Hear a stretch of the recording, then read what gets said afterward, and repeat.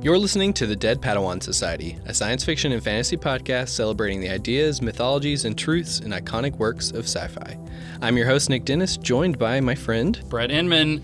How are you doing, Brett? I'm great, and today we have a special guest. It's not just us. It's not just the two of us. You are also going to get to hear from a friend of ours, Daniel Speer. Daniel is a missionary to Japan and fellow fan of sci-fi and nerd culture. I think it's fair to say that, right, Daniel? Pretty fair. Yeah, Pretty fair? No, yeah. You're not a fan at all. You're actually... I hate it. Why am I here? Why did you invite me to this? Because we needed a third to make this episode work. Really, we did. Okay, that's fair. There you go. So, welcome to Dead Padawans Society. Thank you. Thank you very much. So, important question to lead off with. Trek or Wars? Man. Original trilogy, Wars. Okay. Yes. Yeah. Okay. Yeah, I'd say that's fair. Okay. So on this podcast, we've talked a lot about science fiction, what makes it good science fiction, that kind of thing. So what attracts you to science fiction? I think part of it is just the fantastic, the idea that I've grown up in a technological society and I've seen things that humanity just never thought would be possible.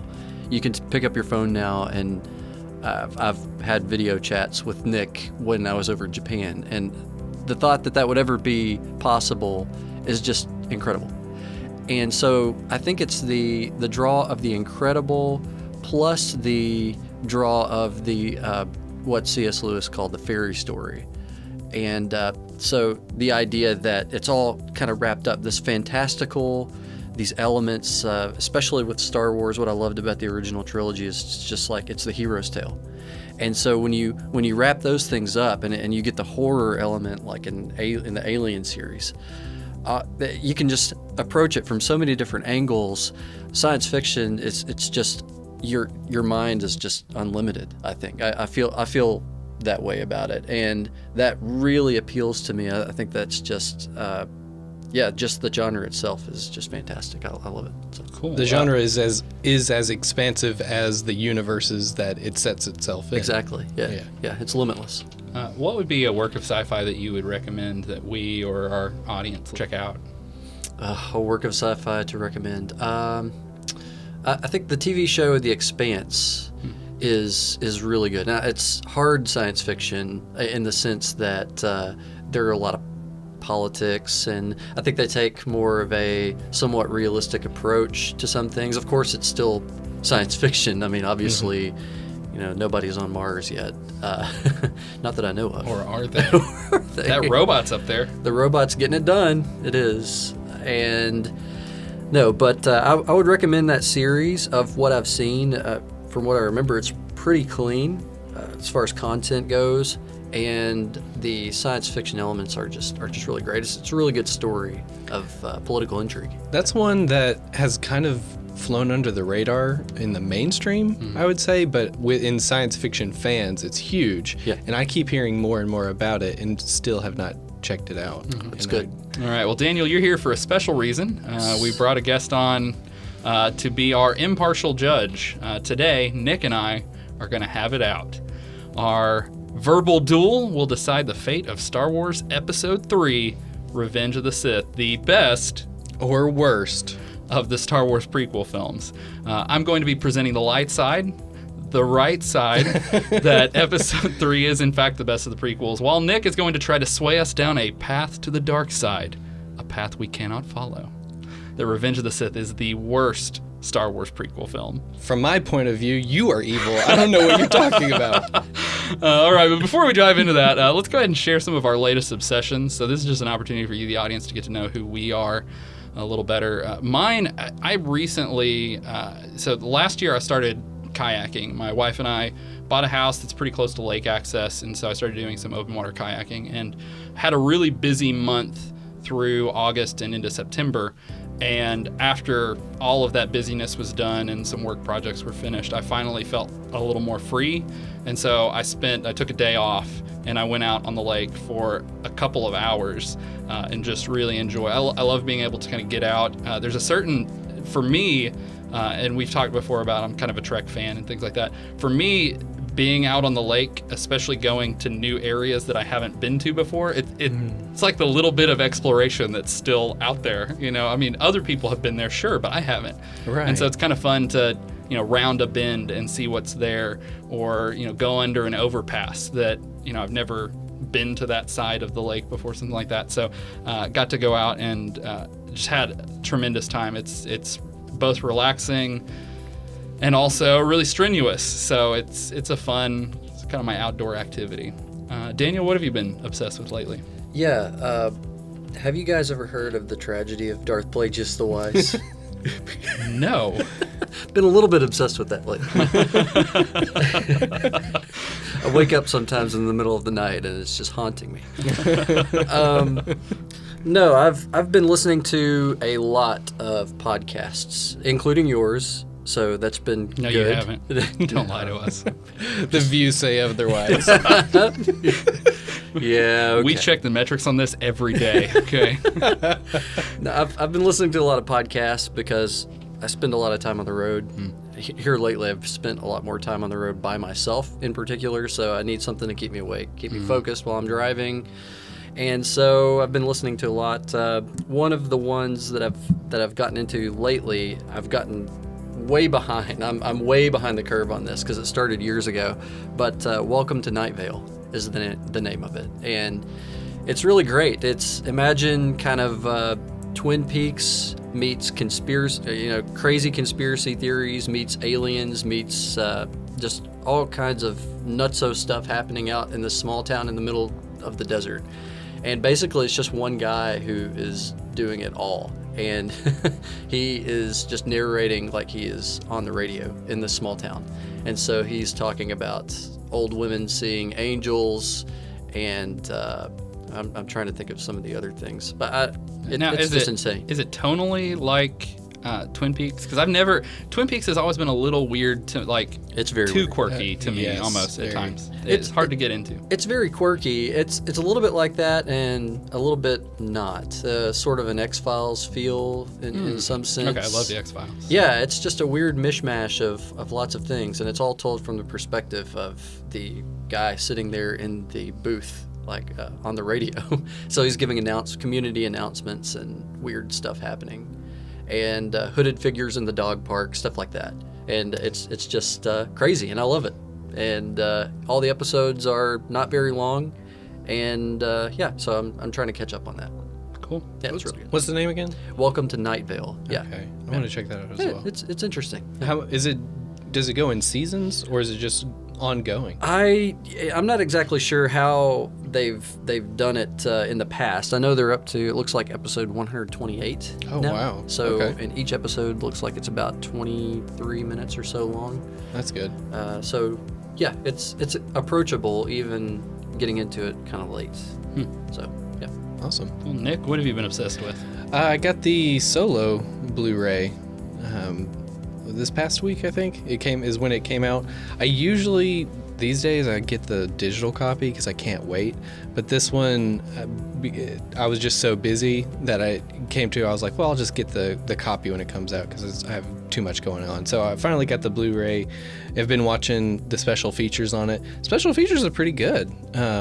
They've got several featurettes. There's no commentary, which is always every time something gets released without a director or somebody commentary on it, I'm just really ticked. Because that's the big one you pay for, in my opinion. When you buy the digital copy or the physical copy, I'm wanting that commentary to listen through. And so they didn't do it with Force Awakens the first time through, and they're not doing it with this one the first time through. And it may be because of the reshoots and the changeover or something like that has to maybe Did the factoring special into features it. address that at all? It's funny because in the featurettes, you hear dialogue that's not in the movie or in any of the deleted scenes, because I watched the deleted scenes first, and there's things that are different, like when Han and Kira go to the card game with Lando, she has on this 50s huge hat. and I was just watching. I was like, "Whoa, what's that?" And she's got this giant hat, and I'm like, "This is a behind the scenes shot," and I was like, "This is from the Lord and Miller time that she had this hat on." I wish I knew what was what, even in the final cut of the film. Right. Well, there's another. That's what the special feature needs to be. It like a pop-up video thing, like where in the bottom corner it'll tell you whether this is Ron Howard or Lord and Miller. They're recorded separately, and Lord and Miller just pop in on the commentary of yep, this was us. That's all they say. This was us. We did this. Yeah. But there's another time where it's the scene where the train heist in the frozen wasteland or whatever, and they're walking and they're talking about what they're going to eat that night, and it was a featurette about the landscape, but you heard the actors going through their dialogue, and I was like, that's not in anything either. And so there's a lot on the cutting room floor that's never going to be seen or will be seen in decades to come. Hopefully somebody will be allowed to at least like publish a book about, like, I feel like that film as a case study will be really interesting if we're ever allowed to hear the story. It's interesting now that it's not in George's hands, because he would, if it was him, he would keep that junk on lock and key. You would never see it. It'd be in his archives and no one would ever get to touch it. But now at this point, I don't really know what will happen with that Disney, kind of stuff. though, is so protective of their IP too. Yeah, that's the other thing, is that they don't want to look bad. George, it's just like, it's mine. Like, you can't have it.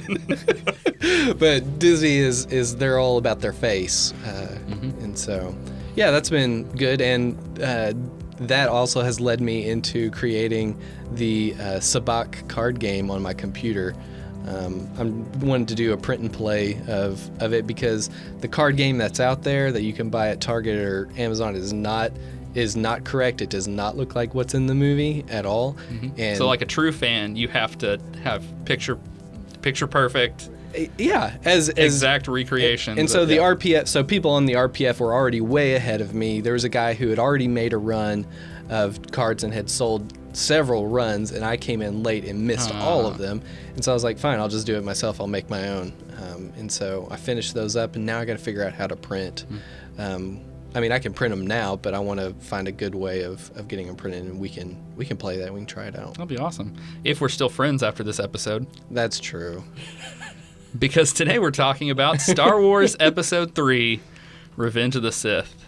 Revenge of the Sith was George Lucas's final chapter in his Star Wars prequel saga, telling the backstory of Anakin Skywalker, better known as Darth Vader. The film was released in 2005. It stars Hayden Christensen as Anakin Skywalker, Ewan McGregor as Obi-Wan Kenobi, Natalie Portman, Ian McDiarmid, Samuel L. Jackson, Christopher Lee, and Frank Oz. It features the unmistakable score of Mr. John Williams. In our talk today, we are obviously going to be discussing spoilers. This film came out in 2005, and it's a Star Wars movie, and you're listening to a sci-fi podcast. Please tell me you've seen it. Yeah. Please, if you're in our audience. If you haven't, get on it, I guess. So we're going to be discussing spoilers from this point forward. Briefly, to summarize the film, in Revenge of the Sith, we witness the fall of Anakin Skywalker to the dark side of the Force, the resulting destruction of the Jedi Order, and the establishment of the fascist Galactic Empire. This tale is set against the backdrop of the Galactic Civil War. The film climaxes in a battle of good and evil, with Jedi Master Yoda challenging the evil Emperor Palpatine and Obi-Wan Kenobi facing off against his student and friend Anakin. Though it ends tragically, the film offers a glimmer of hope as Anakin's children are hidden away to one day return and bring balance to the Force. Now, as we shared at the top of the show, Nick, you and I do not see eye to eye on this film at all. I don't see eye to eye with most people on this film, because I've watched reviews, I've seen, I've watched on YouTube different podcasts and things like that, and I hear over and over that this is the best of the three prequels. And what got me started thinking about this is that I was like, well, where is my ranking? What do I think is the best of the three? And when I was thinking about that, I realized I haven't seen Episode 3 a ton of times. Like I watched Star Wars over and over multiple times. And when I was thinking about it, Episode 3 is the one that I have seen the least out of all Star Wars movies. I mean, other than the new ones coming out right now. which honestly, I don't know. Maybe I have seen even Solo more than Episode 3 at this point. And so I was like, I've seen Episode 2 a lot of times. I've seen Episode 1 a lot of times. And so I was thinking, why this one that's the best one, apparently, by most people's standards, I haven't gone back to as much. And so then I started thinking about it, and I came to the conclusion, no, it's not. It's the worst one. Wow. Okay, well, we're going to be engaging in a duel for the ages, a duel of fates, if you will, answering this question, is Revenge of the Sith the best or worst of the Star Wars prequels? And we've actually laid this out as a bit of a debate. So we're going to have opportunities to share our proofs and rebut one another.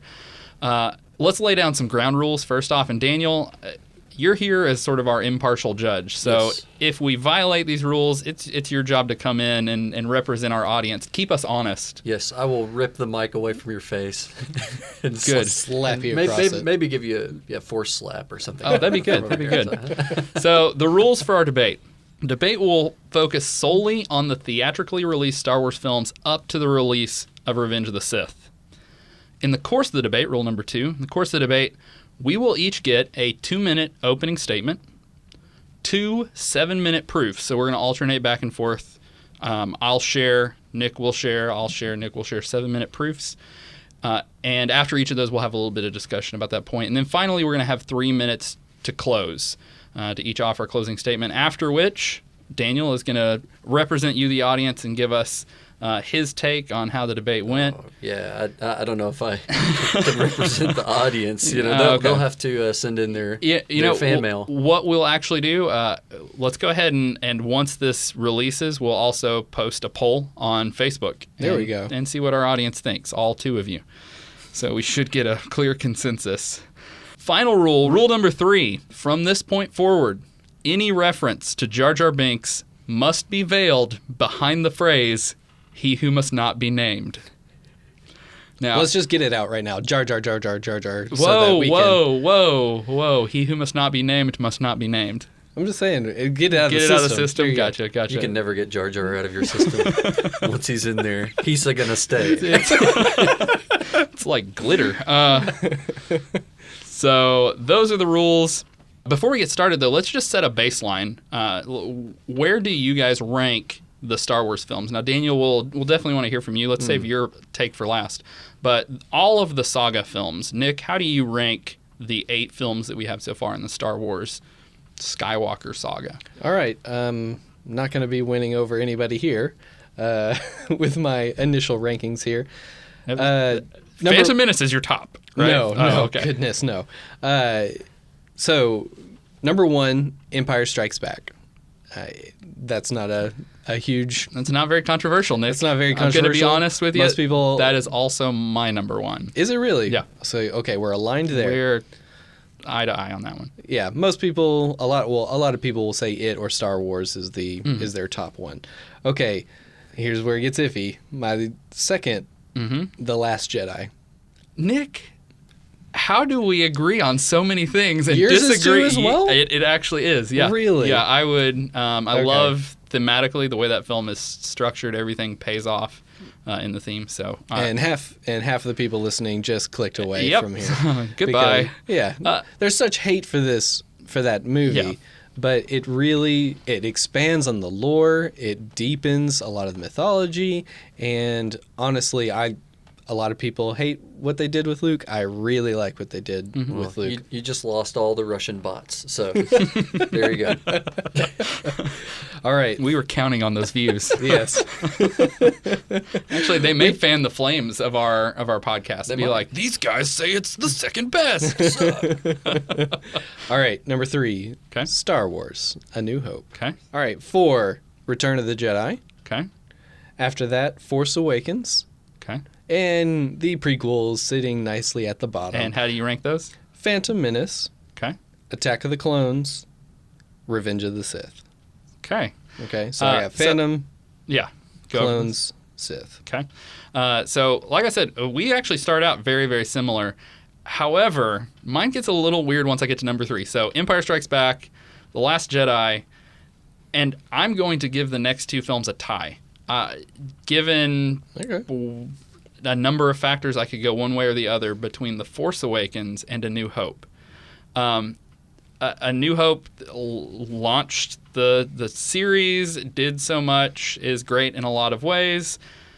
And Force Awakens is a copy of it that's a little slicker and more fun to watch. Like, if I'm going to, like, there are some boring bits in A New Hope. I mean, it's...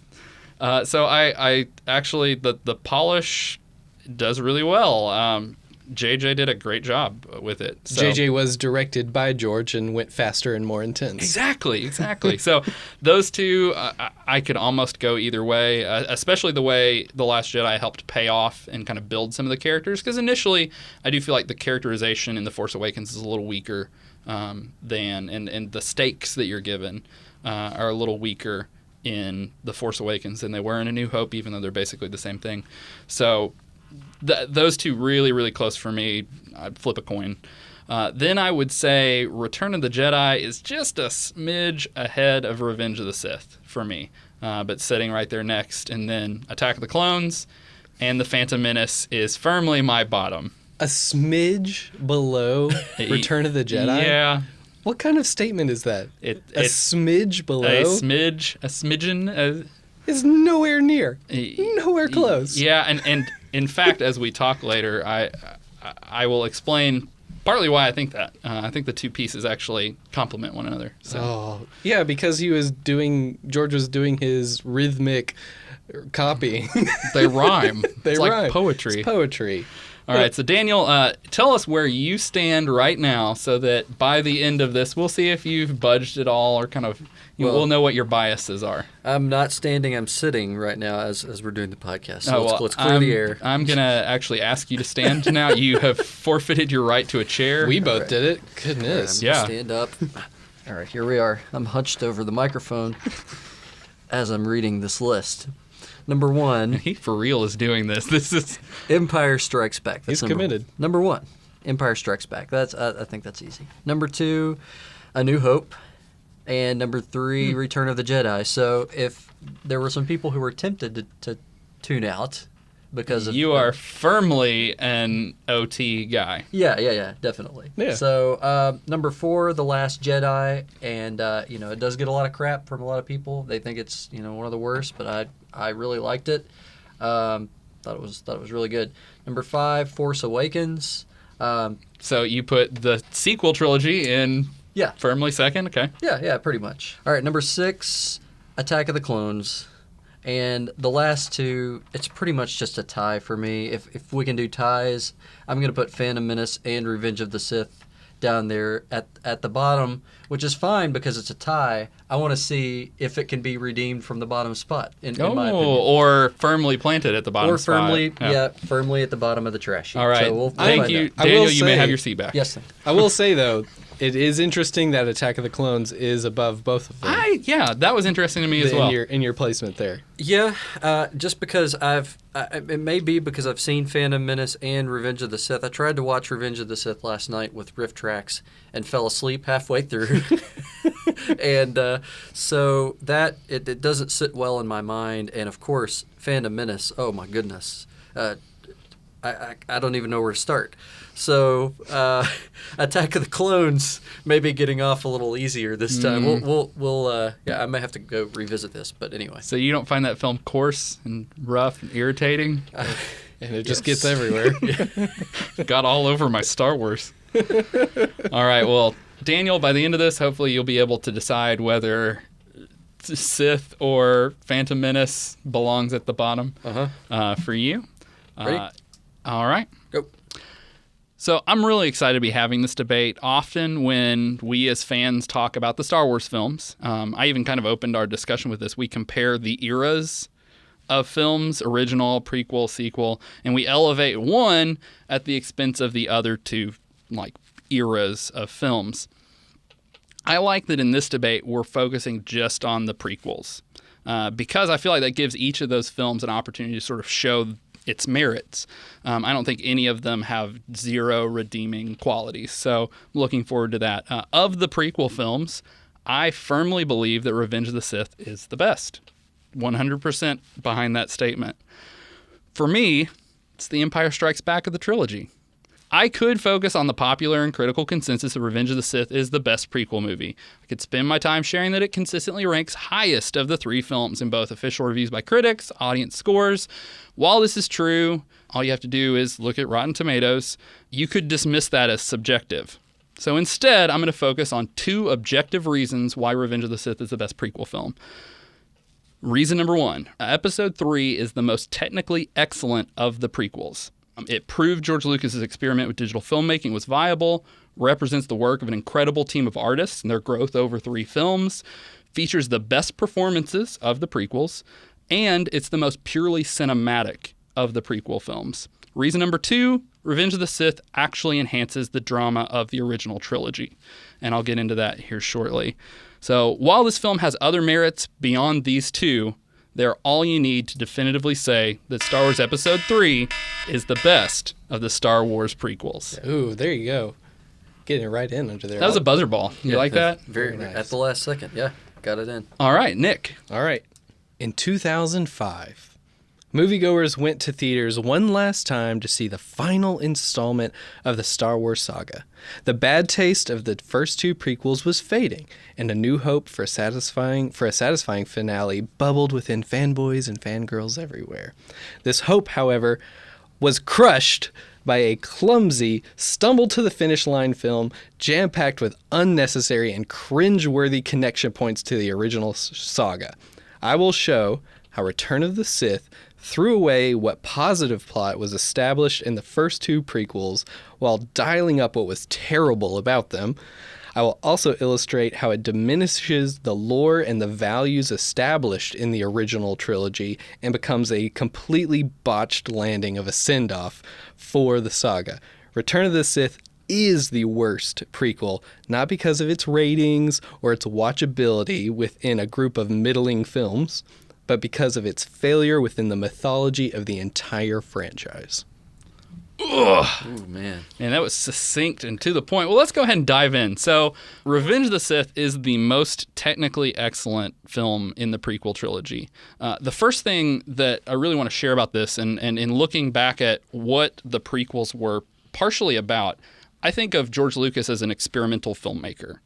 All right, he likes to take risks and do things that seem unconventional or unbelievable and try to make those things successful. He's visionary in a way. He sees what's possible. And one of the big things that he was trying to do with the prequel trilogy was to prove that digital filmmaking and CGI had reached a point where they were filmic, where you could actually create a film that would play in theaters that relied heavily on digital filmmaking and then also computer-generated imagery, and that those things could be viable. You see that in Phantom Menace. There are certain shots and places where he was willing to test things. In the original theatrical version, there's one shot where Yoda is a CG character, and he was playing with that. The use of He Who Shall Not Be Named as a digital character. Originally, they shot a suit, and they were going to do a little bit of digital replacement, but he was convinced to go ahead and push that a little bit further. By the time Attack of the Clones came around, he went a step further. Phantom Menace was shot on film, and film is a pain in the butt to work with, and you have to process it. And there's this whole other side of filmmaking that's inherent whenever you produce something on film. And so with Clones, he decides, I am going to shoot this digitally. And it got a middling response. If you look at critics of the time, they're like, it looks a little too crisp. It's a little too crunchy. Like, the image just isn't right. It isn't there. It didn't look filmic. It didn't convince people. He stayed with that, though. He stayed the course. And so by Revenge of the Sith, you actually see a film that in a lot of cases is very filmic in its look. Lenses were better. He was actually working with major manufacturers to actually get a camera and get lenses that would be able to shoot something that would be comparable to what you got with a film camera, and largely was successful. We're now, 10 to 12 years or 13 years later, films are digital. He was right. I mean, George revolutionized filmmaking, and had he stopped at Clones or gone back, he might have actually set that process backwards. And so instead, he stayed the course and was able to really create a film that proved his point, his experiment that digital was viable. In addition to that, so it's technically excellent because it introduced digital filmmaking. It also is technically excellent because this is the third film in a series where you have largely the same team working together to make films. And so you actually see their growth and the technology and things that they were using, the tools they were using. One of the big standouts in this, David Tattersall, the cinematographer. He was cinematographer for all three films. And cinematography for this film stands out. You have those silent scenes where, you see characters played against backgrounds, and the composition of the shots in Revenge of the Sith are the best.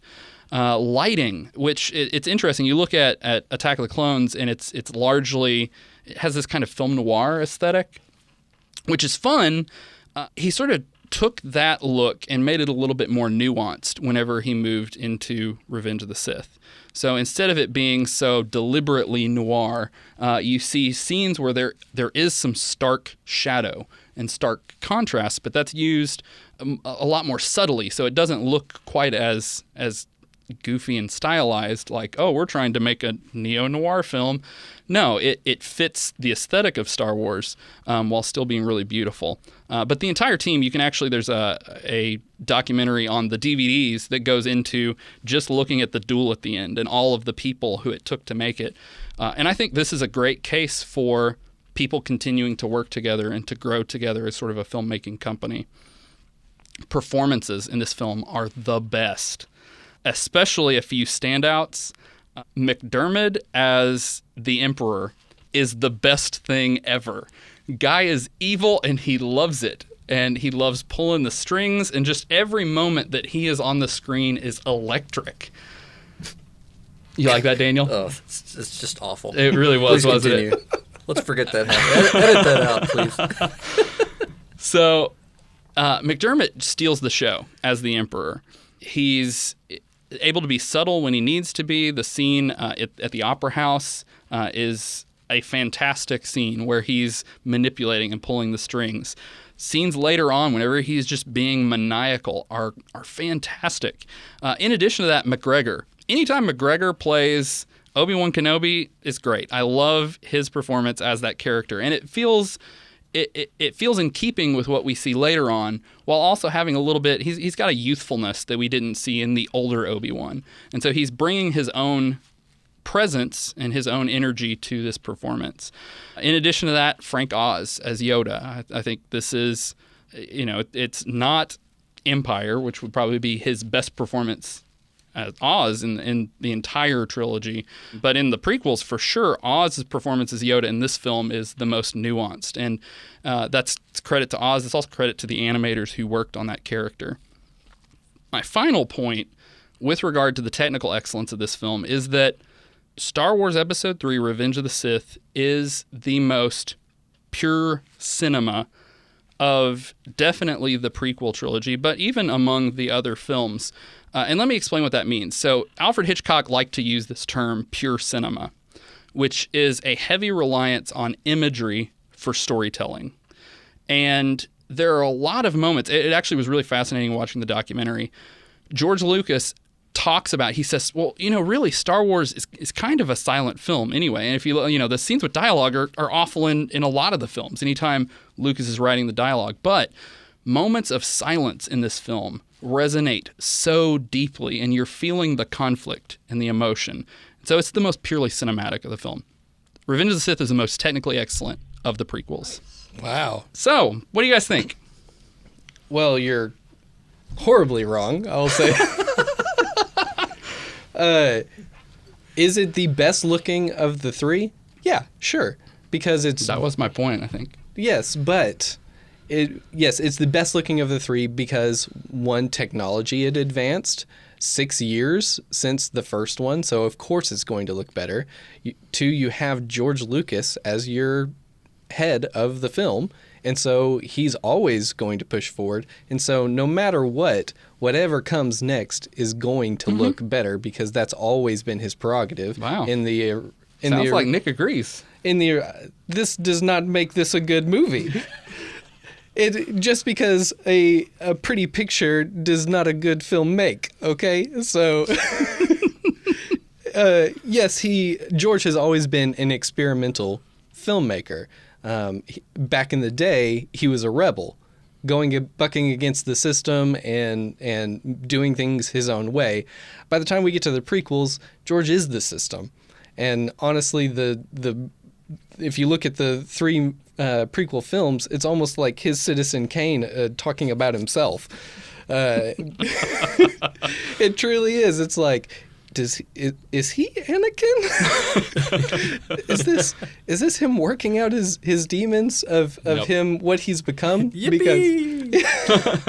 Because yes, it gets better. Yes, the CGI is better. Yes, the shots are going to look a lot more real when they are digitally made.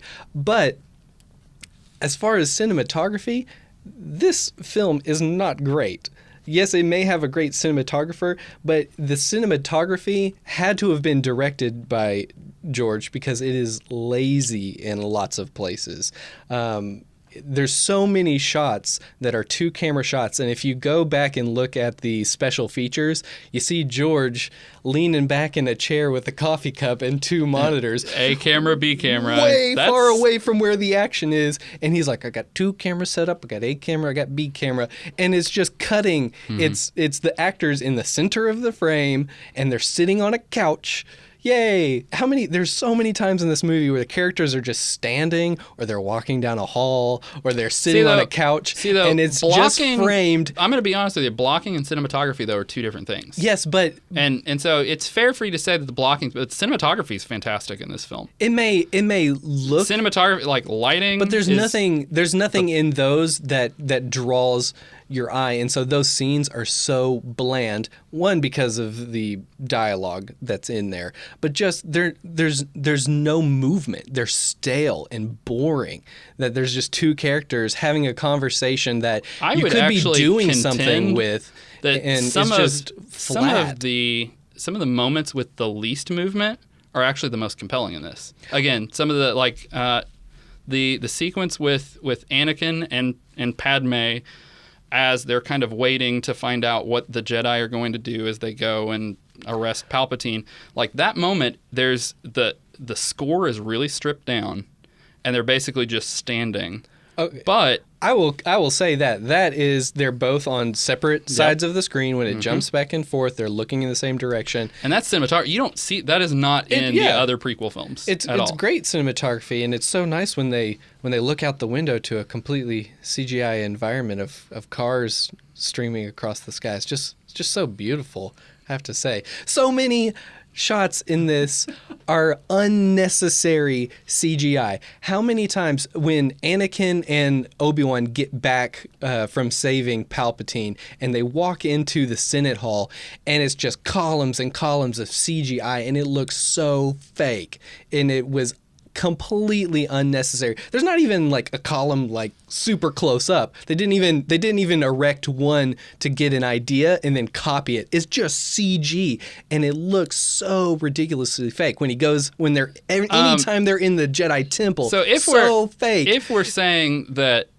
Revenge of the Sith must either be the best or worst, though, of the prequels, but this is especially to compare it to Attack of the Clones, George actually stepped back towards practicals a little bit in this film. So, for instance, the Mustafar, you would think that's entirely a digital creation, but it's not. They built models of like the lava river, and they were doing compositing with it, but they actually had practicals in a lot of places where Attack of the Clones, that would have been fake. Like that's straight up would have been fake. Are you seriously talking about the lava river? Because that is the worst part of that whole sequence, is them on those stupid flying skiffs or whatever they are in the lava. It looks so fake. It doesn't look like they're there at all. And as far as like real scenery, when they're going across that bridge, like it's just, if you look at the special features, it's just the walkway, and that's it. And everything else is blue screen. But I'll just say that there's so many times where things easily could have been real. And the reason why I feel like this is worse is that George just went full George as much as possible and making as much CGI when it didn't need to be. And so is it technically great? Yeah, it's better than what came before. Was it necessary? No, I feel like he just was left to his devices, and at that point every person was a yes man and just been like, yeah, well. By the way, Daniel, we'll do it you're in post. in these moments you're totally willing to participate. Yeah, so well, I'm just sitting over here trying to figure out who has the high ground in the argument. So we'll figure that out. Depending on which film you're in, the high ground can either be a benefit or a disadvantage. If we're playing by Phantom Menace rules, then I want to have the low ground. Yeah, Well, and you also mentioned that, in cinema it's always about the best thing is to show, don't tell. Mm-hmm.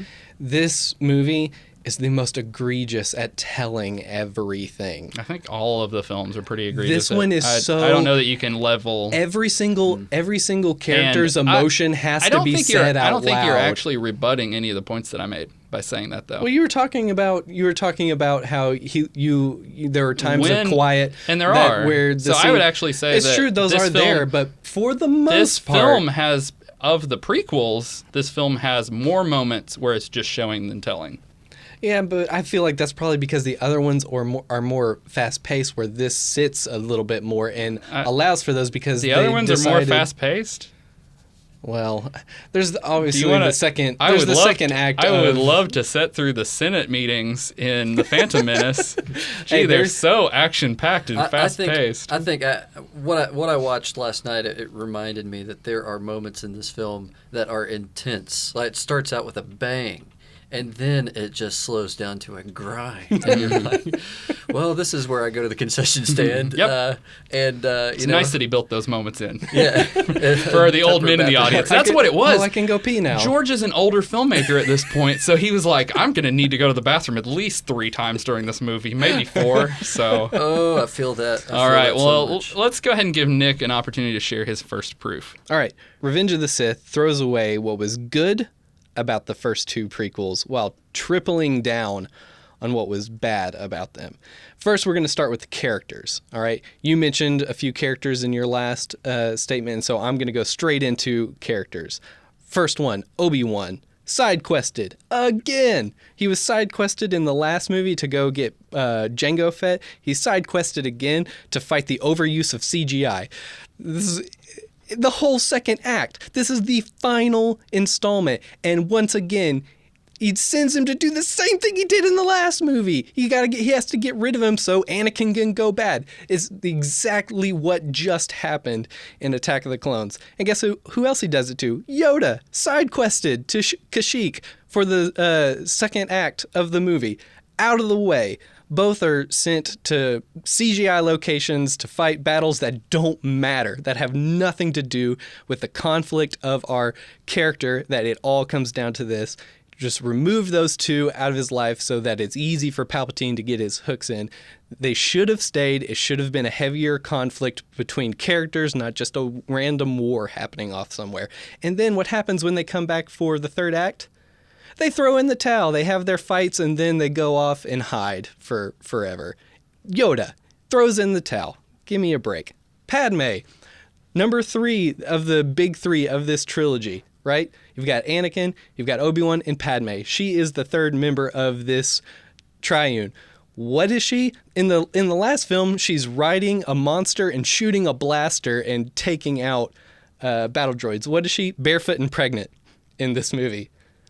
And crying all the time. She was in the first 2 movies, she was a force. In the second movie, she at least bucked against Anakin, and they had good back and forth. This one, just wasted. She's not even a character, she's a plot. Count Dooku, dispatched immediately. Never knew what his role was, never knew what his motivations were, his placement within the conflict.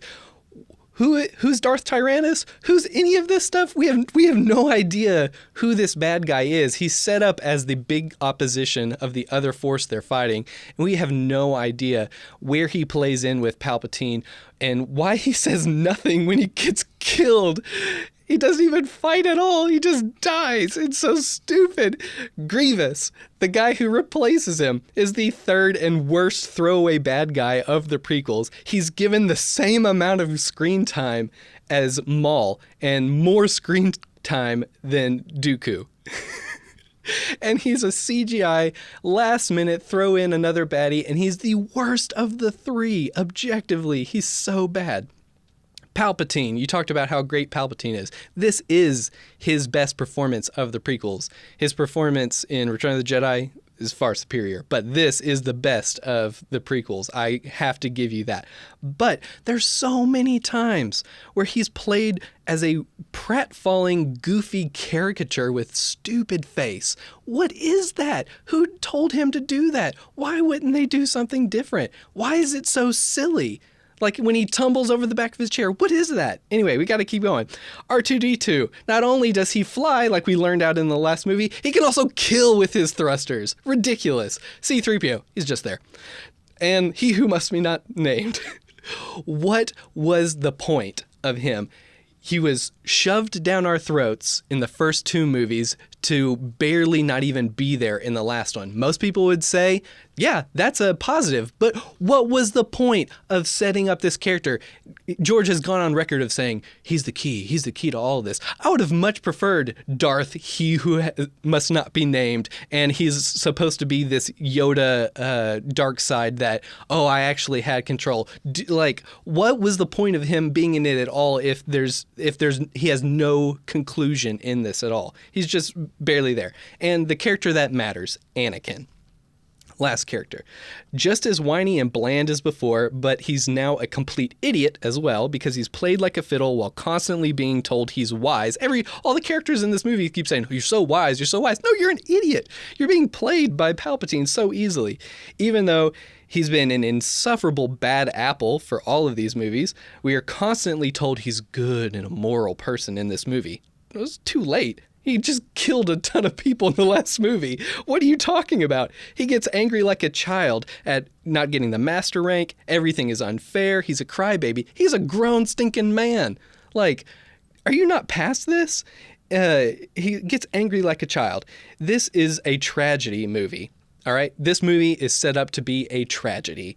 In a tragedy, you're supposed to care about the fall of the person in the tragedy through either relating to them or there being elements that make you care for that. No one cares for Anakin. They all want to see him turn to Darth Vader. There's no compassion for this character at all. We hate him. Just be Darth Vader and be done with it. We don't cry over you. 13 years of training never taught Anakin to come to grips with things he can't control. Really? 13 years as a Jedi never told him you can't control things. You can't just freak out over everything that's out of your control. This tragedy aspect is not even introduced until this film. In the other two films, it's not there. First film, he's just a great kid. Yay, now he's a Jedi. Second film, he's got problems. He looks like he's like an Omen kid. What's this evil inside of him? And now you need to care for him. This is a tragedy. What? Too little, too late. This is supposed to be... And then he's supposed to be Vader. Vader is a terrible, cunning, unstoppable force.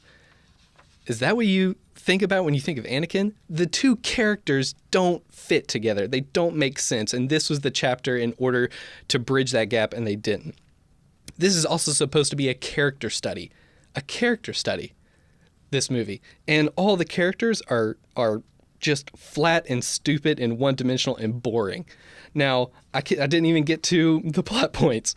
Midichlorians, the bane of episode 1, are back in a throwaway line. Wasted opportunity of a daddy reveal. They're at an opera where there's an egg floating in front of him with sperm going in and out. And you're telling me that that nowhere in canon, even 10 years later, over 10 years later, he's not his dad? He didn't do that? Come on! I had a whole other page. Oh my goodness! I'll have to work. Wow, that was a deluge of hate. How long have you been carrying this burden? If I can't work these in to the rest of it, I'll be bringing them up after this. Oh yes. So you're saying that this film throws away what was good and triples down on what was bad. Yes. And there were a few points where I feel like you really sort of strayed from that. To me, the side questing of especially Obi-Wan and Yoda, it does happen, and you pointed out it happens in the second act of the film, but they're integral to the third act of the film. That doesn't really, especially with Obi-Wan, I mean, he continually gets sidelined even through the third act in Attack of the Clones. And so for me, I feel like it was a move back towards what was better. There also, and I'm going to talk about this a little bit more in a minute, but I feel like there was more given, especially to the friendship between Anakin and Obi-Wan in this. Compared to nothing and still more nothing, the moments that you see of them having a friendship are at least present in this film. See, I would either prefer that have been to just a straight up lie by Obi-Wan in Episode 4 than it to be just shoved in at the last second of George being like, "Oh yeah, they're supposed to be friends. Let's say we're friends a bunch. Say friend, you're my friend. Say you're my brother. That'll be even better." I would see that George George did exactly what you're saying in Attack of the Clones. The elevator ride up, like, hey, let's have buddy talk, and then the next scene, I hate you, and you're annoying, and stop, patronizing me. This film, there actually are moments where they're working together, or you can see that these are not people who hate each other, at least. So, but then he does hate him. Like, then explain that, because he's like, oh, we are such good friends, and then immediately after he turns, he's back to Episode 2 Anakin of, I hate him. It's like, is he your brother or do you hate him? See, I feel like there at least is motivation given for this one. His Obi-Wan is in an odd place in this film in that he's kind of stuck between the Council and even his commitment to the Jedi Code and the Jedi Order and his friendship to Anakin and I think.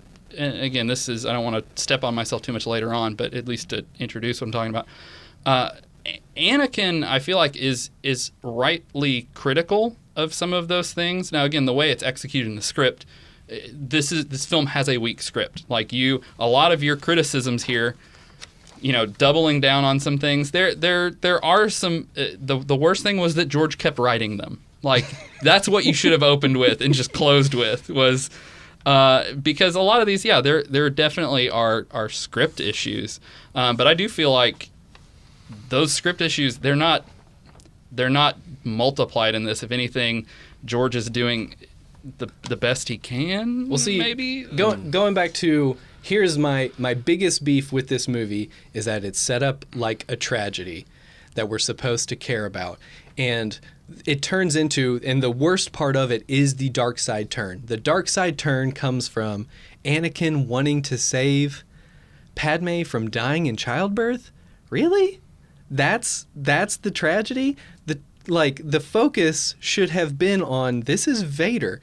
The reason he turned to the dark side was his growing animosity for the Jedi and his hatred of them, and it should have been and the thing is that it's there in this movie. That's true. His conversations with Palpatine back and forth, him sowing the seeds of hate for the Jedi, it's all there. Yes, go with that. And then this you're gonna die in childbirth, and so come to my side because I can help stop it. What? See, That's I dumb. think, like you said, the other is there, and I think it's just one more reason. And I love it's there, so why would you push this other reason on us? That's worse. I love that Palpatine was basically like blowing smoke at Anakin, like. That the Dark Lord would lie to your face about the ability to save somebody.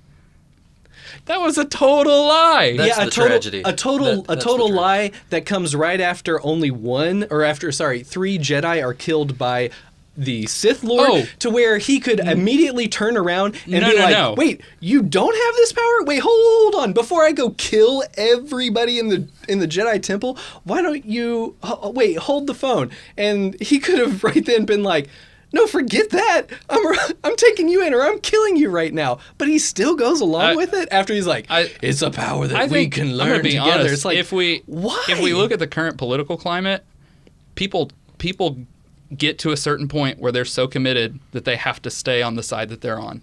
And I feel like once you've teamed up with Satan to murder Samuel L. Jackson, you're stuck. One last thing I want to address, though, from your points about Anakin, I feel like you are magnifying things that we've seen of him throughout, especially because Hayden Christensen plays the character in both Attack of the Clones and Revenge of the Sith. I think you're taking some things that we see in Attack of the Clones and ascribing those to him in Revenge of the Sith. This is a much better performance from Christensen than his performance in Attack of the Clones. That's because he had 6 years of hate. And especially, you pointed out his getting angry when the council doesn't allow him a seat. That's actually a lot more subdued than anything he did in Attack of the Clones. Like, he would just kind of fly off and pop off. And there, you see a man who wants to do that and chokes it back. And I feel like that actually is a pretty legitimate response. When he hears the news that he's going to be a father, like, just his face goes through so many of the emotions that you feel whenever you first hear that. And especially if you're like, oh, this is going to make my life complicated. Like, all of those things you just read on him. And so he gets a lot of flack, and his performance in Clones is not as good as his performance in this film. And I think... But see, that's not my beef at all. I think all of these actors are doing the very best they can with what they are given. Like, the subtleties that... each actor puts into this and what they can do with it. Even Natalie Portman playing the role that she's played. She plays it great, but it's a horrible role. My beef is it's just it's clunky, and it's wasting the momentum built and the characters that you have. And it's mm-hmm. the decisions put them, every character in this story is stupid. I'm sorry. Every character is dumb as a box of rocks. I would say they're dumb in a theatrical sense. And you see this a lot. I mean, again, stage plays, or if you look at the works of even like Shakespeare, there are certain times where you do need a certain amount of convenience and dumbness just to drive the plot, and I think that that definitely does happen. At the end of it, I just don't care. You're supposed to care about the guy who's in the black suit at the end, and you're supposed to feel for him and you know that someday he's going to be redeemed. And at the end of episode 3, you're like, I don't want this jerk to be redeemed. You are going to fundamentally disagree with my next proof then. All right, let's get into it. Let's talk about the drama of this film and the way it enhances the original trilogy. All right. Boom, go. All right. We all can agree the original trilogy supersedes the prequel trilogy in quality. That's almost universal, that everybody would say that. However, I would actually contend that Revenge of the Sith of the prequel films actually gives us the most things to enhance our viewing and our enjoyment and the drama present in the original trilogy. First off, the film does flesh some things out that we're introduced to or led to believe in the original trilogy. For instance, the friendship. This is the only film where you can even kind of say that Anakin and Obi-Wan are friends. You can't say that about Attack of the Clones. You can't say that about The Phantom Menace. Only in this film do we actually see moments where they're, the banter that they have whenever they're flying in the fighters. Like that's old married couple banter. That's two guys who clearly have been in the trenches together. Once they get onto Grievous's ship, I really love some of the fighting that they do there, where their fighting style complements one another. So you can see that they're making parallel moves. I think that, again, communicates that these two people are in unison, that they're in sync. And so I like that we actually get to see that. So there are some things like that. The film also, in my opinion, now, I don't know what order you guys typically watch the Star Wars films in, but I've come to adopt the machete order as my viewing order for the Star Wars films, which for those in our audience who maybe don't know, machete order places, you start with A New Hope, then you watch Empire Strikes Back, Then you have an extended flashback where you watch episodes 2 and 3, Attack of the Clones and Revenge of the Sith, and then Return of the Jedi, and you kind of finish it out there. Episode 1 is gone because it's rubbish and it doesn't add anything to the story. You basically reboot the characters at the beginning of episode 2. Yeah, it's poodoo. It is poodoo. So once you get to episodes 2 and 3, you're seeing this extended flashback of Anakin Skywalker, who at the end of Empire, you find out, oh, this is Luke's dad. And so one of the things that I really love and that stood out to me about watching this film, the films in this order, when you see Palpatine at the end of Return of the Jedi, I mean, he's been built up, there's this emperor floating around out there, but you don't really know what the deal is with him. And he kind of shows up and it's like, oh, he's an old man who has this muscle at his side. And so you're not really 100% convinced of the power, the strength that he has. I think there's actually a lot more drama in that sequence if you watch Revenge of the Sith right before you watch Return of the Jedi, because now you've seen him take on the greatest that the Jedi have to offer, and you know the power and you know the force that he wields. And so whenever you actually see him interacting with Luke, you're like, oh my goodness, this guy is holding himself back and just playing with Luke the way a cat might play with a mouse before it eats it. And so I love just the kind of the enhanced threat that Palpatine becomes because we've seen what he's able to do in Revenge of the Sith. Now, another thing that I feel like Revenge of the Sith really does for the original trilogy is that it adds a lot of dramatic irony to the original trilogy. And that's where, again, kind of a Shakespearean sense, where the audience knows something that the characters on screen don't. And I would say that especially Vader, if you look at Vader in A New Hope, he's a baddie akin to Jaws in the James Bond franchise. He's muscle and very little more than that. If you've seen Revenge of the Sith before seeing this, you actually realize that this is a guy who has been duped. He's a victim to Palpatine's manipulation. He's a victim to his own hubris. He basically is a slave now to the decisions that he's made. And we as the audience see that even though the characters don't, and just think, and so when Leia is popping off like one-liners at him, comparing him to a dog whenever she says, like Tarkin's leash, it's like you're saying that to this man who has been wrecked, destroyed by the evil that he allowed to overcome him. And so I love that kind of dramatic irony that we get. The film also, in my opinion, and this was something that in researching and looking at the background of the film, I really like the tension that it creates between being a Jedi and being good. I think that if you look at especially the original trilogy, we have two Jedi that we meet, Obi-Wan and Yoda. And these two characters actually have pretty significant flaws. I mean, we usually just take them at face value. Oh, these are the good guys, and they're the mentors, and they're... Obi-Wan is a liar, just straight up. And Yoda's like, you know what? Your friends don't matter. Let them die. Like, don't go rescue your friends. You have a more important mission, which I have for you, because I'm the wise master Jedi. You're going to have to go kill your dad one of these days, and you're not ready for that right now. So even though your friends are on Cloud City and they're going through pain and torment, too bad. Those are, in my opinion, those are flawed ways of thinking, and Luke actually has to overcome those things. The ways that his mentors actually kind of let him down by letting him think and believe things and encouraging him to believe things that actually were not true.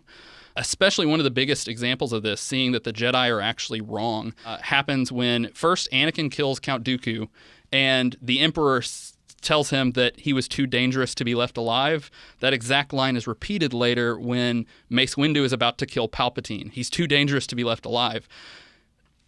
By being so pharisaical, the Jedi have allowed themselves to become corrupted. And so I love that that's actually present in this film, and it causes you to question that and think about that, and even kind of praise Luke later on whenever you see him question those things and actually come to a place of balance. Finally, Revenge of the Sith and Return of the Jedi make excellent companion films. I mentioned this earlier. The importance of that extended flashback is... that time, it got me. Okay, there are other ones that maybe I can get to, but I'm just going to jump right to your last point because it in my next thing, I was going to talk about exactly that in the opposite direction. The whole idea of the Jedi are corrupt was first pushed in this film, Episode 3. That idea, which has now permeated a lot of Star Wars expanded universe or the new universe, and even into The Last Jedi, that idea has now permeated the other places. It did not exist before this film. In the original trilogy, you did not, when you saw Return of the Jedi, it's a glorious title and a glorious feeling that the Jedi are coming back, and you rejoice when you see the 3 blueies at the end of that movie because you One love of whom is Vader, yes.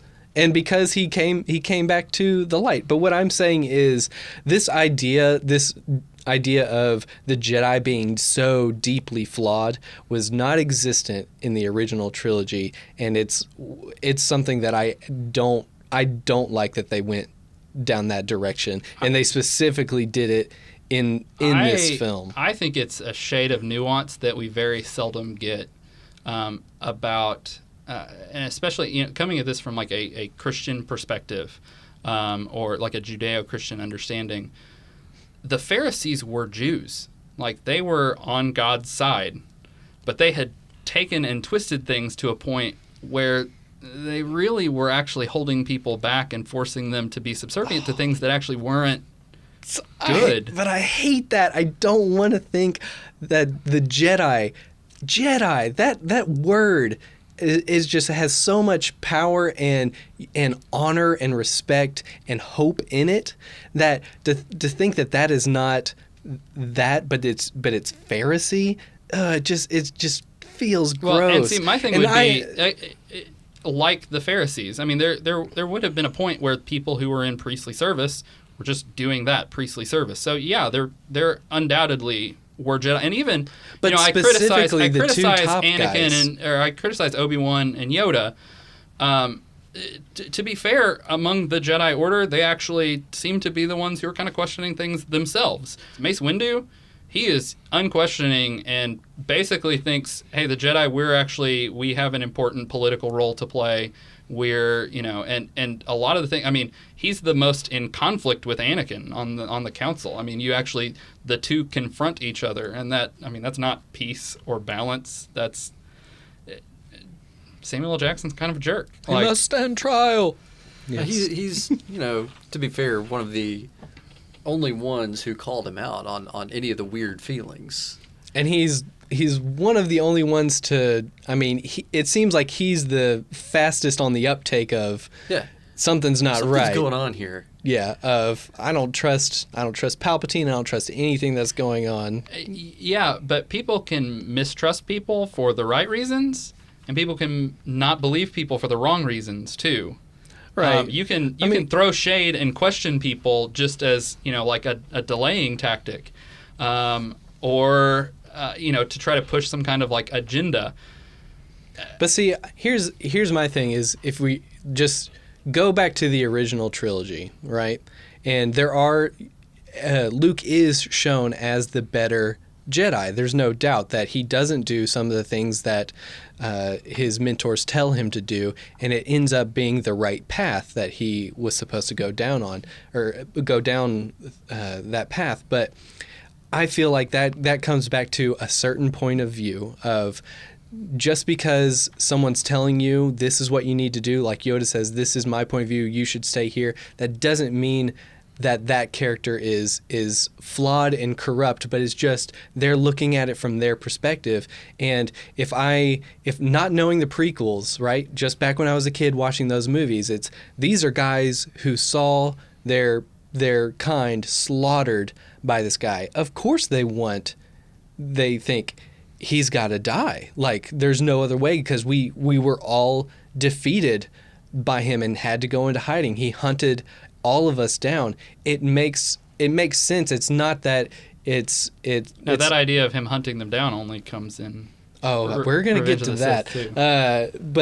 But you can understand them, even though you can see that they didn't have the right answer. You can understand them. But now going back and watching the prequels, and specifically this movie, this is where the idea of the Jedi just had it wrong. The Jedi just were just falling apart. This was their worst moment in their entire history.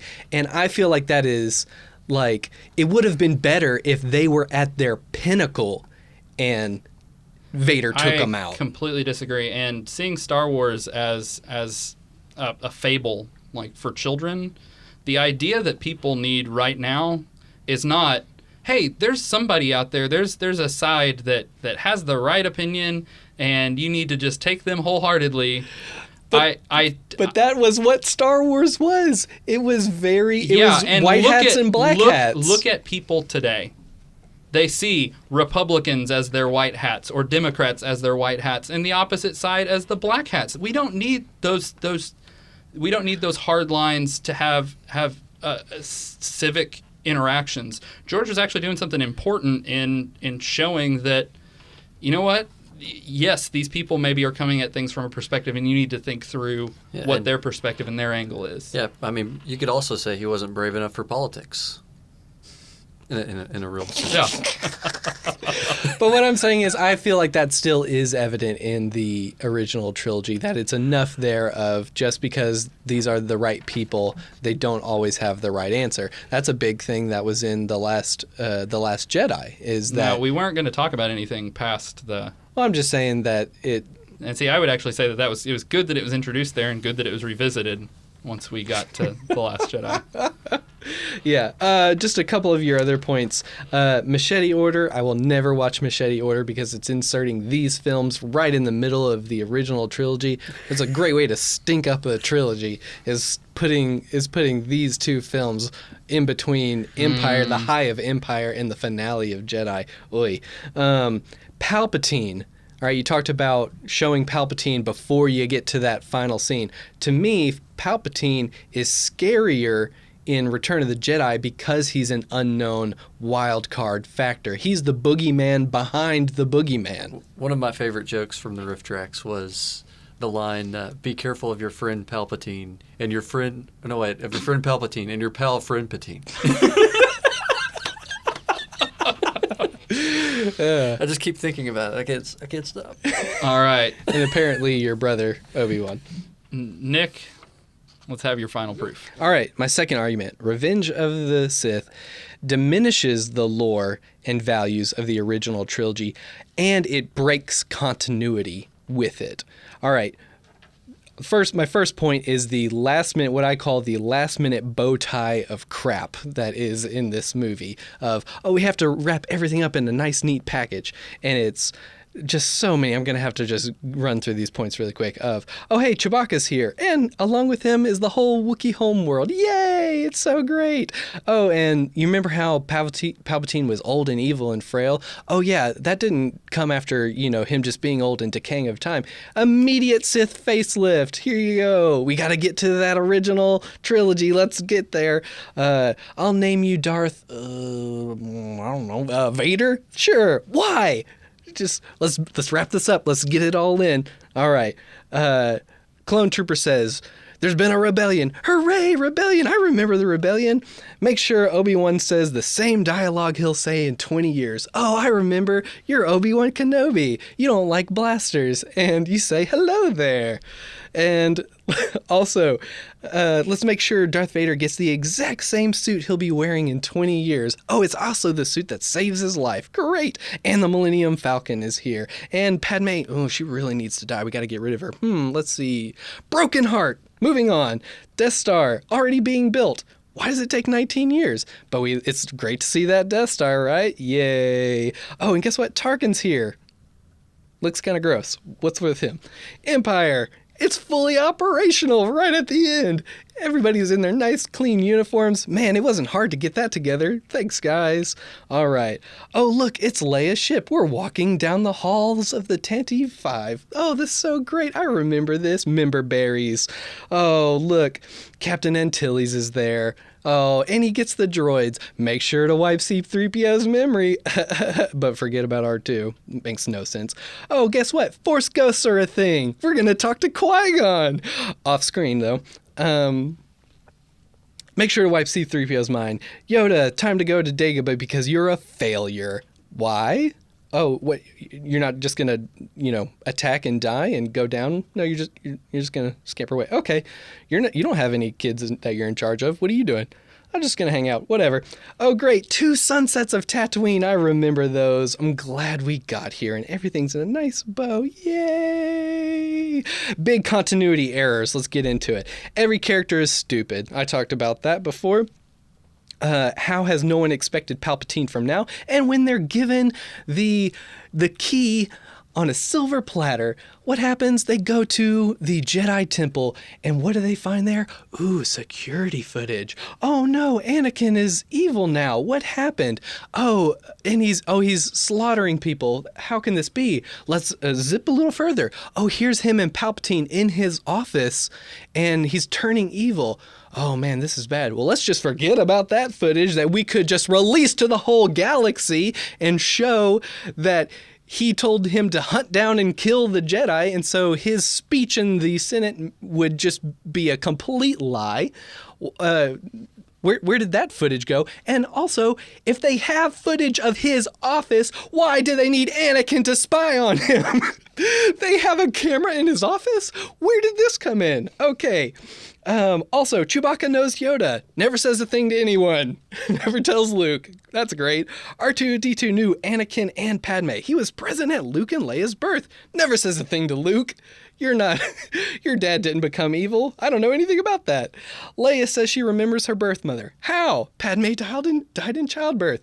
Stupid, she should not have died in childbirth. How does she remember her mom being sad? Makes no sense. Your father wanted you to have this lightsaber when you were older. When did he say that? He didn't.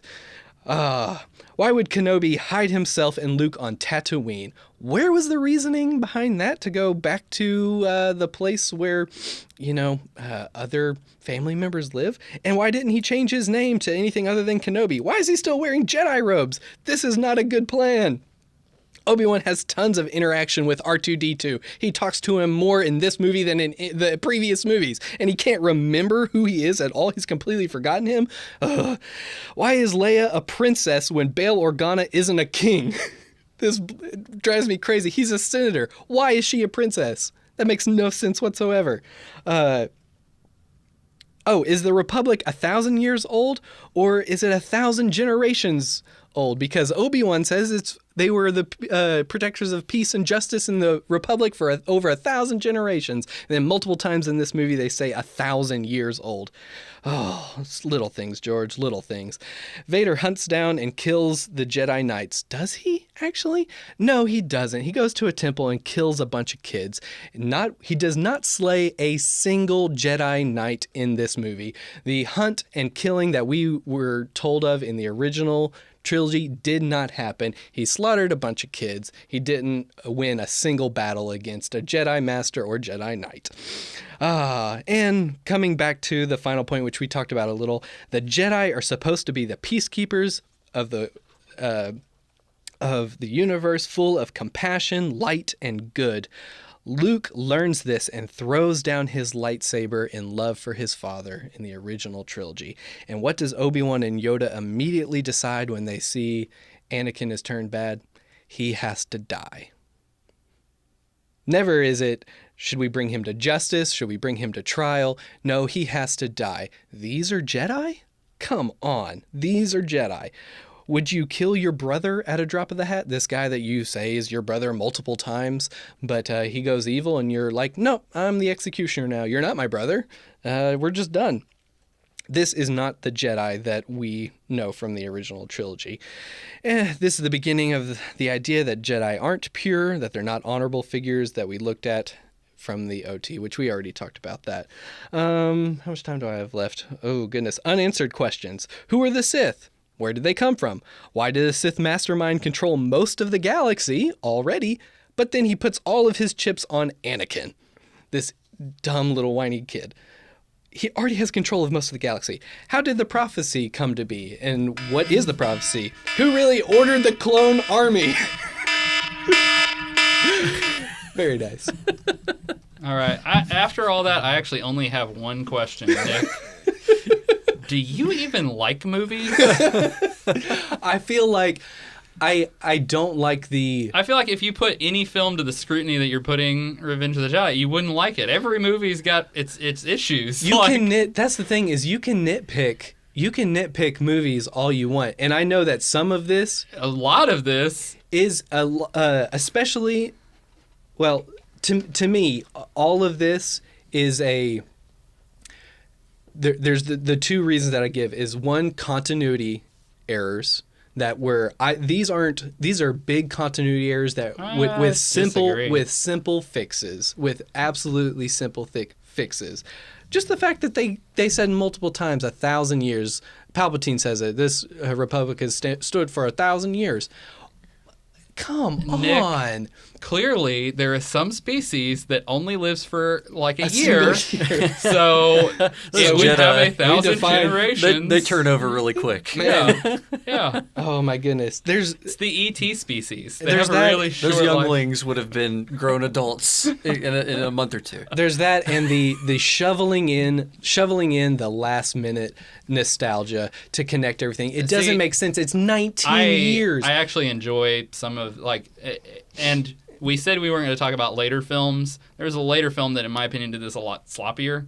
The moments that they give us at the very tail end, I think, are just enough to give us a glimmer of hope after our main character has been burned to death and to near death, and we've lost so much. It gives us a little bit that then whenever we go into the next film, oh, that's great. I get it that you have to. It's a good idea to end on a positive note. I'll give you the twin sons there because it is a good note to end on. Even that, and to it me, makes sense to me that to be the final resting place of Baru this trilogy. And Owen holding Luke, because you always get this kind of weird animosity between them in just what we see in A New Hope. Like before they get killed, like you get this sense that they kind of resent Luke, or they're holding him back, or it's not a good feeling. And so to see oh wait, maybe whenever Luke they took on the burden of raising this child, and maybe even they had the same hopes that we see Luke have later. That one moment gives a lot of depth to those two characters. And I was thinking as you were laying out the case, especially the part about the Jedi Order saying that he has to die and kind of slipping from the light side into the gray a little bit. I was kind of thinking that, well, with Luke kind of represents a restorative kind of aspect. And he does play that part even in the future movies. So he kind of restores and brings things back to the right. And so in that sense, yeah, I mean, you can say, well, they were just kind of getting off track back then. And I don't know that the writing intended that to happen, and that's something else. Was that the authorial intent? And in the future films, are they just trying to make that kind of go back in history and revisionist history kind of thing? Well, make that the case within the special features, extras, interviews of George. It was his intent to show the diminishing Jedi Order that they had gone down the wrong path. That was his intention. That's what he decided he wanted to do, and I just don't think it was the right direction. I see. In some ways, though, Luke in the original trilogy is kind of being groomed to be a murderer, though. You get the sense that the big goal. Is that what we believed as children watching those movies, or is that what we think now based on this trilogy? Because it's hard to say. That I'll give you that. It is hard to say. I always got the sense that, and especially at the end of Empire, you see it. Luke sort of charts his own course separate from what he's being told by, liar old, desert hermit and frog on a swamp planet. It's a certain point of view. Vader did betray and murder his father. So for me, Luke, and I guess that's the thing that I like about Luke as a hero, is that he is somebody who is desperately seeking what is right.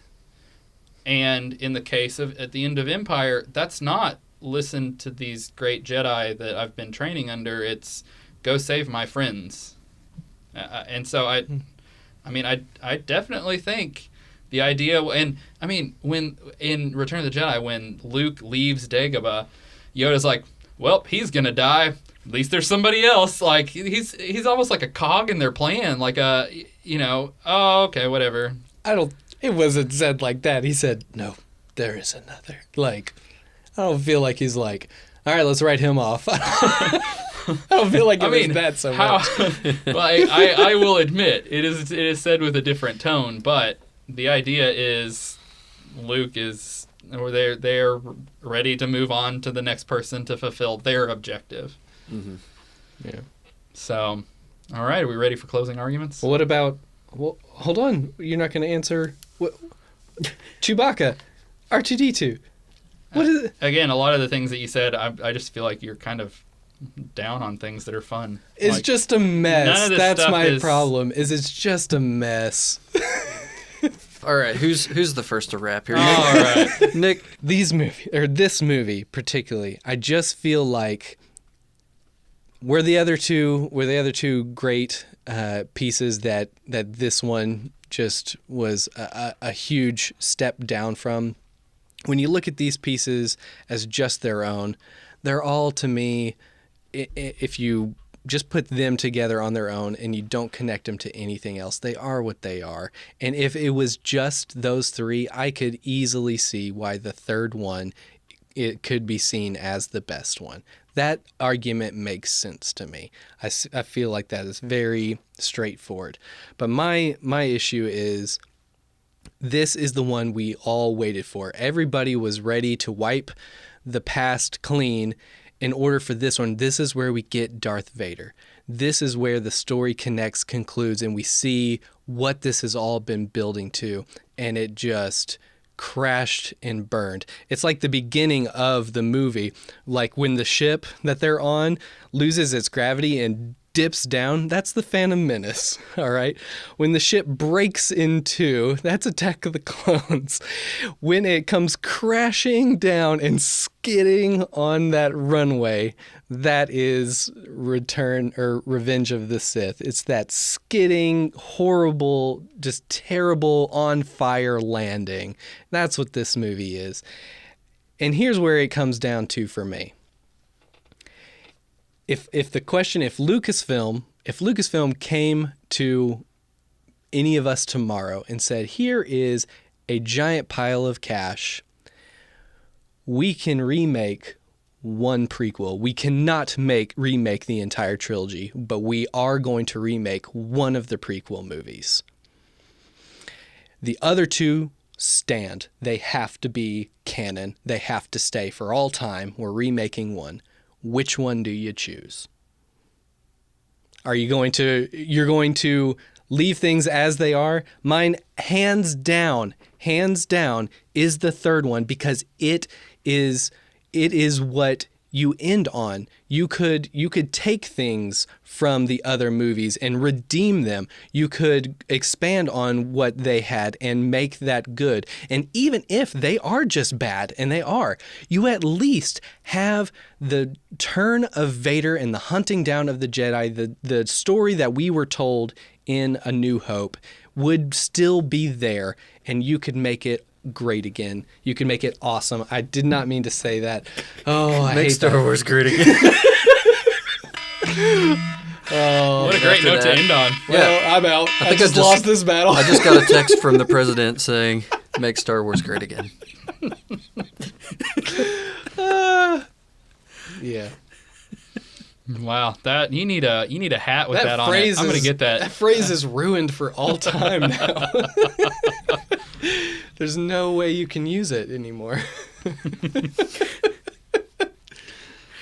Well, do you want to move straight all right, into 3 your minutes. 3 minutes, all right. And begin.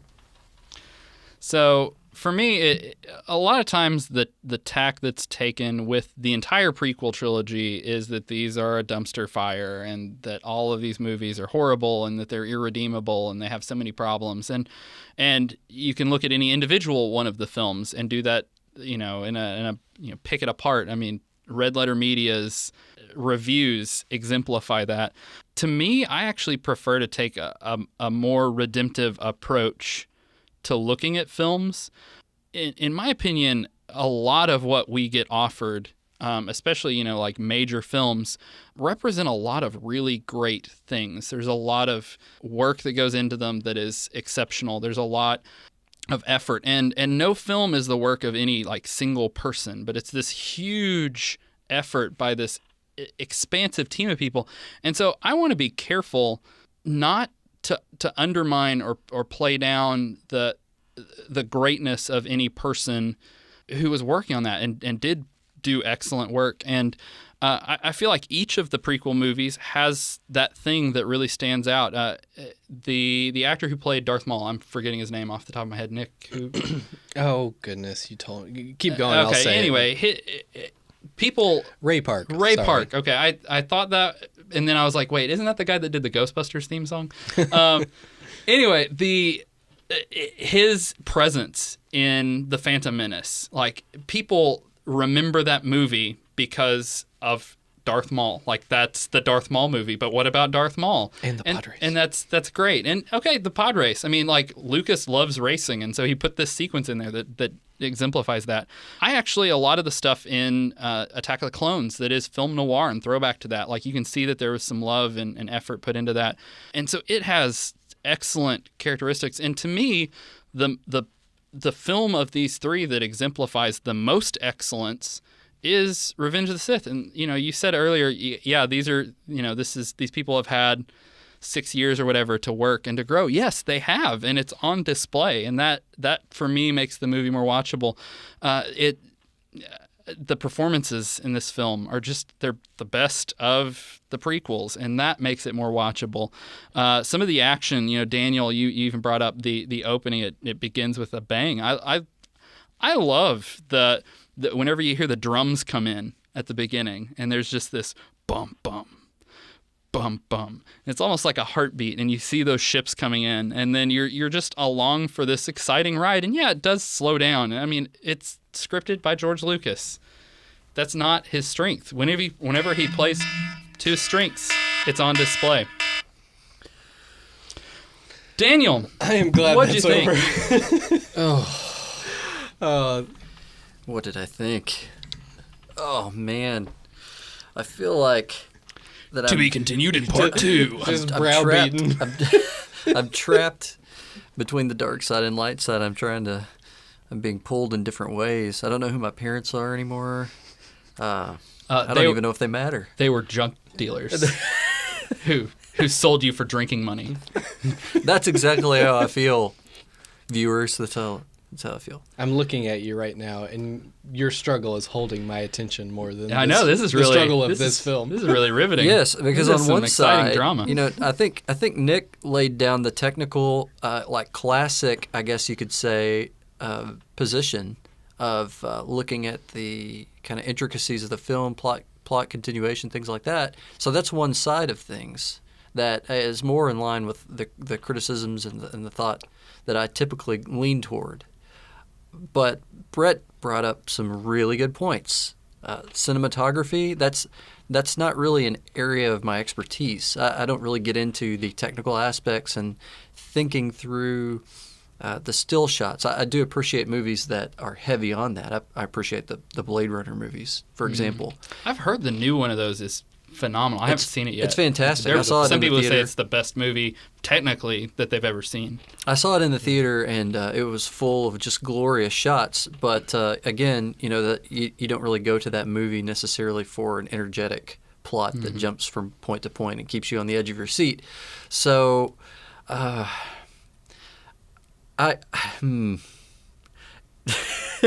I have to decide? I can't go right down the middle. He's going to be like, you know what? I still think that Attack of the Clones is the best of the prequel movies. Well, I'll say this. As far as my ranking is concerned, I do think that the discussion today has moved it from the bottom of the junk pile to one spot above. So it's the middle. Yeah. It's middling now. It's a 7 out of 8 instead of 8 out of 8. It's easy.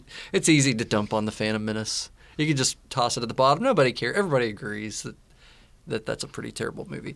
And so, yeah. I'm not surprised whenever I hear a lot of people who actually have the opinion that Attack of the Clones is the worst of the three. I've heard that opinion a lot. Are you on? Yeah. I think that's where I had it in my order. Yeah. No, you had it. Oh wait, sorry. No, I have last. it. Next to last because of this one. Yeah. I don't.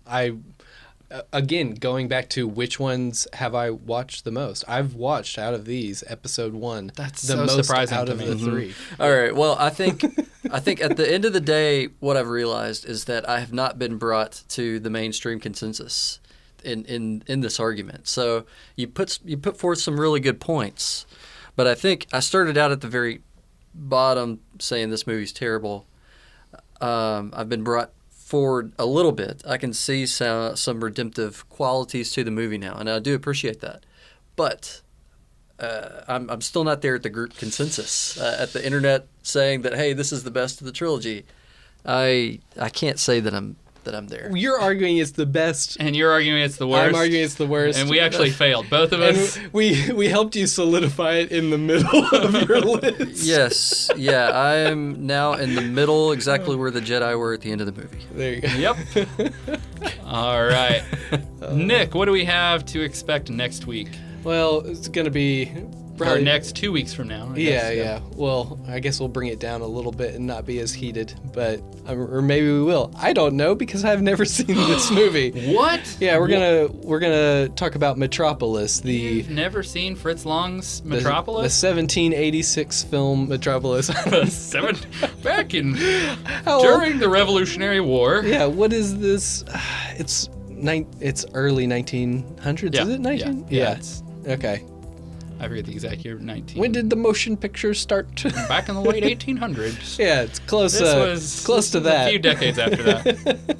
So yeah, we're talking Metropolis. I've never seen it. Brett, you have seen it. Mm-hmm. And so I need to check it out before we meet again. I definitely, and we've talked before about works that are they not sci-fi. This kind of fits in that. I mean, we find a lot of those. So that'll be interesting. The core message of the film, I think, is really great, and even for it being a film as ancient as it is or as it feels, I feel like the message of that film still resonates today. Daniel, have you ever seen Metropolis? Never have. Oh, No. well, you'll have to watch it before you hear It's our time, next yeah. episode. Well, also for it being so old, I haven't seen it, but all I know about it is the imagery of it, and it honestly is very visually striking. Like the stills and things I have seen of it, and so it's always been something I was interested in seeing and never got around to, and so I'm glad that there's an opportunity to do so. Great. Well, as always, thank you for joining us on the Dead Padawan Society. If you want to reach out to us, you can. Nick, where do they need to find us at? You can email us at deadpadawansociety@gmail.com. Search for us on all the social media platforms, Instagram, Facebook, and we're here on YouTube, so... yeah. Cool. We look forward to interacting with you. Definitely leave a comment, and be sure to post your response. We'll have a poll: is Attack of the Clone or Revenge of the Sith or whatever movie we've been talking about for 5 hours, is it the best or the worst? Is it the best? Is the worst? Put your lineup of movies too in the comments. Oh yeah, that'd be great if to you, see. Yeah, if you have your ranking you want to share. Thanks so much for being with us. Live long and prosper. May the Force be with you. Merchandising.